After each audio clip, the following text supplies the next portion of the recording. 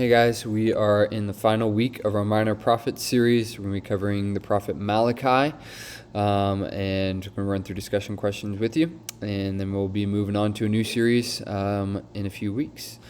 You can start with comments, questions, clarifications. If you want to do a review, you can do that. Review should be pretty streamlined. The book of Malachi is pretty easy to outline, as we'll talk about tomorrow. First question for you is kind of an activity, an exercise for people to do privately, coming off of kind of the end of the message.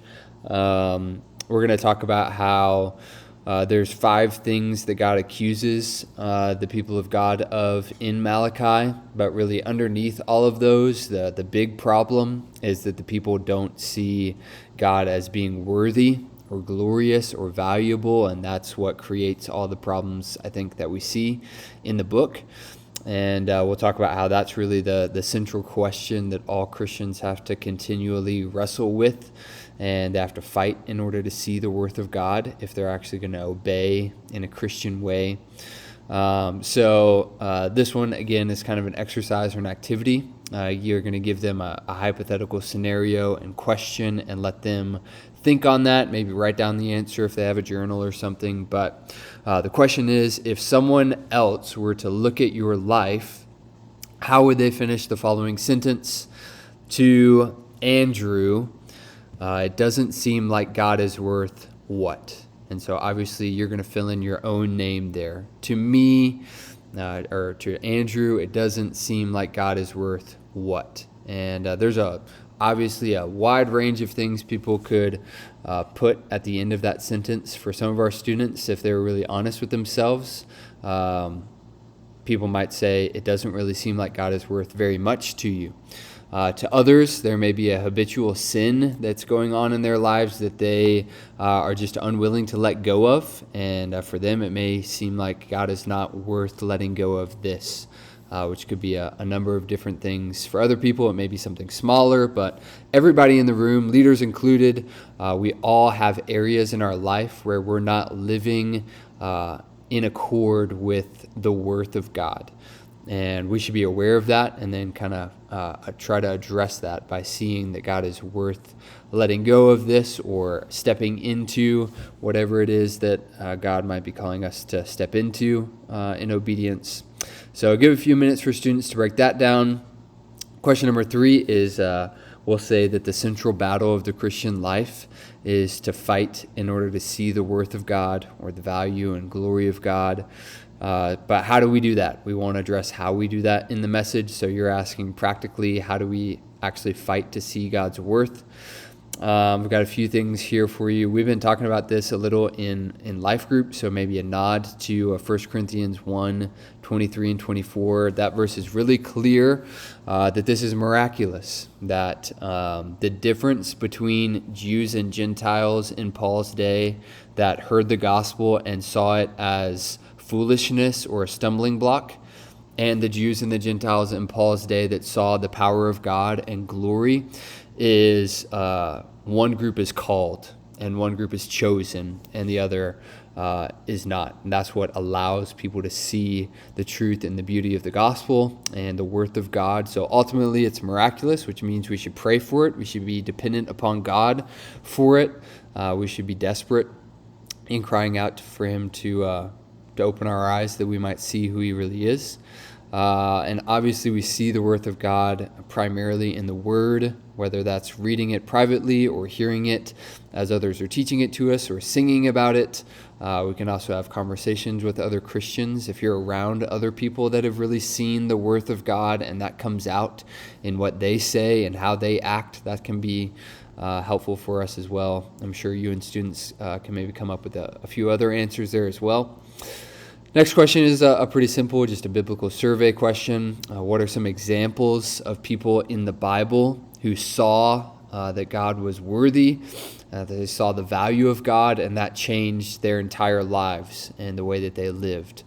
A few biblical examples are Moses. You can read Hebrews 11, 24 and 25 to see that. Peter and John in Acts, that's when they get arrested and they say, whether or not it's right for us to obey God rather than you. You have to judge, but we can't help but go on speaking about what we've seen and heard. All of the disciples really answer the question, yes, God is worthy, as he says, follow me, or Jesus says, follow me, and they leave behind their lives and chase after him. Isaiah, same thing, chapter 6, and there's other examples in the Bible. You can also ask for examples in people's own lives if they know people, friends or elders, people older than them, not necessarily the office of elders, that have seen the worth of God, and that's apparent in the way that they live. That's a great thing to talk about. Question 5 is relating to something we'll talk about in the message, that how faithful we are to God and committed to God, or our lack thereof. If we're faithless to God, then we're going to end up being faithless to other people. It kind of trickles down into all of our other relationships. So you're just going to ask, why do you think that is? That if we're not faithful to God, we're going to struggle to be truly faithful to other people. I've got a couple answers for you there, pretty simple, but just a concept that's worth pushing into a little bit more. Question number 6, how should we respond to knowing that God is displeased and angered with our attempt to worship him with our leftovers? So we see this a few times in Malachi, that God is angered. He even says, I wish you wouldn't worship at all, rather than bringing me your blind, lame, sick animals, your leftover sacrifices. So how should that affect the way that we approach worship on a day-to-day basis when we open up our Bibles and are seeking to worship God, or in corporate worship? How should that what changes should we make? How should that ring in our minds? And got a few answers there. I think we should be really intentional to carve out time. Sometimes we can, and we've all been here, myself included, we just say we'll read our Bibles or have our devotion, give our time to God whenever we can find space in the day.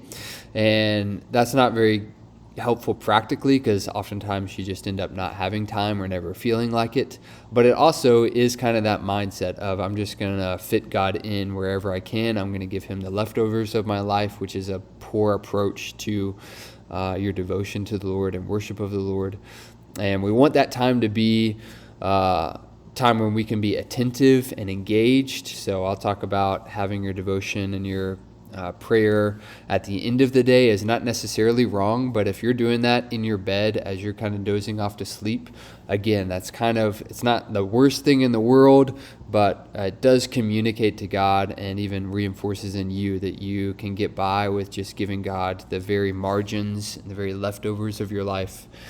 Now I have some applications for Sunday morning as well, that we want to be alert and attentive when we gather to hear the Word of God and to sing the Word of God and to pray together.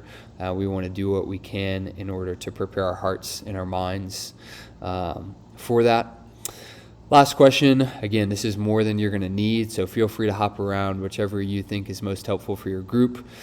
2 things that the people in Jerusalem are doubting about God in the book of Malachi is they doubt whether or not he's a loving God, and they doubt whether or not he's a just God. And so this is a simple, just opinionated question you can pop in anywhere, just asking students which one of those they think is more popular today, for us to doubt whether or not God is loving, or for us to doubt whether or not God is just. And maybe you can answer that for Christians. Which one do you think Christians struggle with more versus non-Christians? Make that question whatever you will. If you think that should be a good, easy conversation for students to jump in on. So if you need a question like that, feel free to plug that in anywhere. All right, I'll see you guys tomorrow.